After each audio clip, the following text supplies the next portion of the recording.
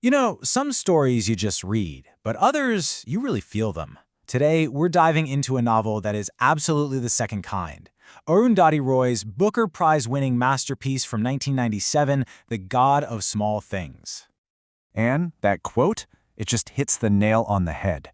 This book leaves an emotional imprint on you.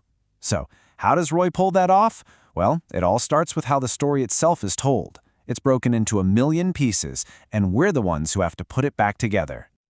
So first, let's talk about the structure. Roy completely avoids a straightforward A to B to C timeline. Instead, it feels like she's shattered the story and handed us the fragments. It forces us to piece together the truth, pretty much the same way the characters have to. The entire story really circles around one single, devastating event, the drowning of a young cousin, Sophie Mole. Think of that moment as a stone dropped into a still pond. The rest of the book is just us watching the ripples spread out, touching and changing every single life in their path. And we see all of this mostly through the eyes of two people, the fraternal twins Rahel and Esther.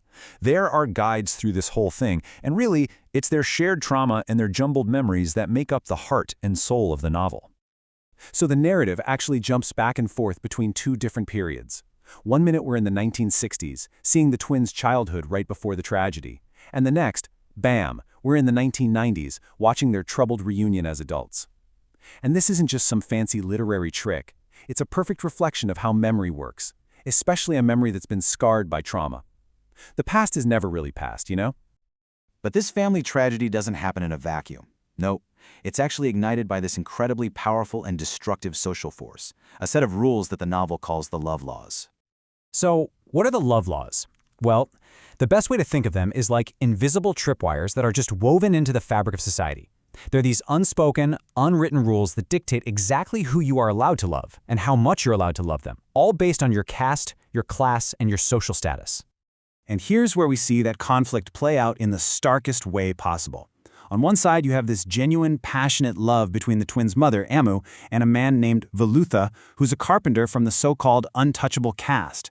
And on the other side, you have this rigid, unforgiving society that says, no way. Their relationship is a massive transgression, and it's one that will have absolutely catastrophic consequences.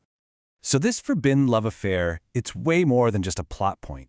It's really the lens that Arundhati Roy uses to critique all of these oppressive forces that are shaping her characters' lives.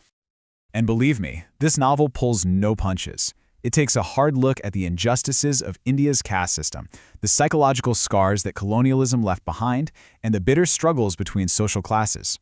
The story of Amu and Velutha becomes this powerful symbol for how a system can silence and crush anyone who dares to step out of line.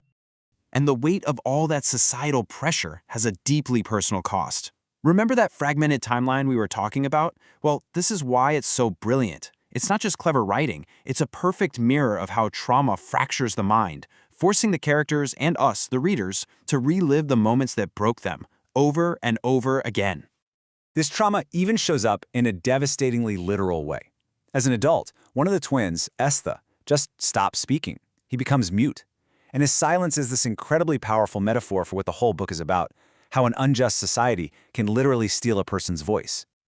Okay, so we've been talking about these huge, heavy themes like injustice and trauma. But the story is also about the tiny, almost unnoticeable details that make up a life. And that, right there, brings us to the title of the book itself. Anyone who's read this book knows that Arundhati Roy's writing is just wow. It's so lyrical and poetic. She almost plays with language, creating new words, bending grammar, and this isn't just to sound pretty. It creates this completely unique world that we experience through the character's eyes, and it just pulls you right in. And woven into this beautiful language is all this rich symbolism. For instance, there's this recurring image of a moth that haunts the grandfather, Papachi. Now, that's not just some random detail. It becomes this powerful symbol for decay, for unspoken fear, and for this legacy of suffering that's always sort of lurking under the surface of the family's life. And this gets us right to the heart of the title. The God of Small Things isn't a person. It's an idea. The idea that history and our lives aren't just shaped by big, dramatic events. The novel argues that the biggest truths are actually hidden in the small things. A passing glance, the smell of rain, a song you barely remember. Those are the moments that really truly define us. So when you put it all together, what you have is just a masterclass in storytelling. It takes this deeply personal story of love and loss and weaves it seamlessly with this powerful critique of the huge societal forces that try to control us. It shows you that the epic and the intimate, they're always connected. And in the end, the book leaves you with this really profound question. It's not just about the characters. It's about us. It makes you want to look a little closer at your own life and ask yourself, what are the small things, the quiet moments, the overlooked details that really hold the biggest truths for me?